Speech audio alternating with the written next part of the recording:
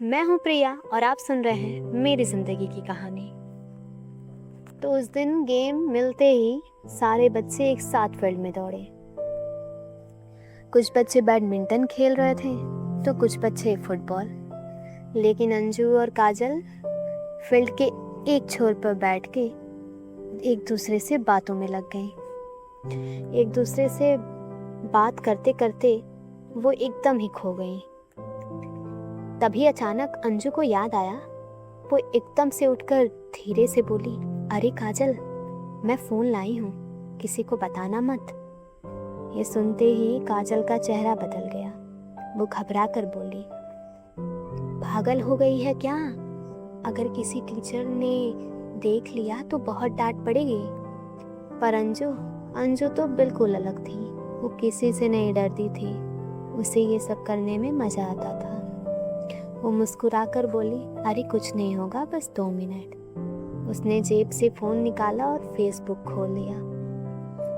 दोनों स्क्रीन देख ही रही थी कि अचानक एक नोटिफिकेशन आया।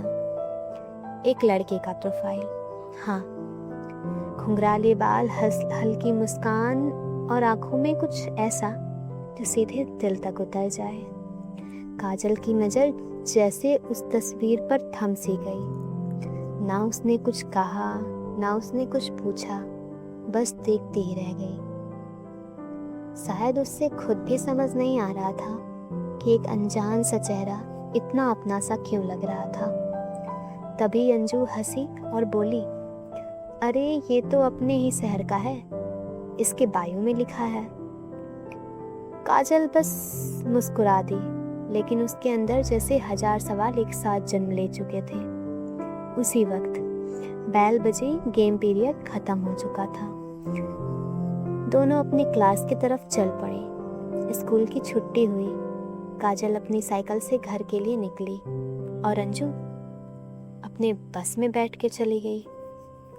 दोनों ने मुस्कुराकर एक दूसरे को बाय कहा, लेकिन काजल का दिल अब भी उसी तस्वीर के पास कहीं रुक सा गया था। उसके जहन में बार बार वही चेहरा आ रहा था, जैसे उसे पहले से जानती हो, या शायद किस्मत उसे किसी अनजान मोड़ की तरफ ले जा रही थी। उस दिन काजल को बिल्कुल अंदाजा नहीं था कि ये एक छोटा सा नोटिफिकेशन उसकी पूरी ज़िंदगी के पन्नों पे लिख दी जाएगी। आगे क्या हुआ, मिलते हैं थर्ड पार्ट में।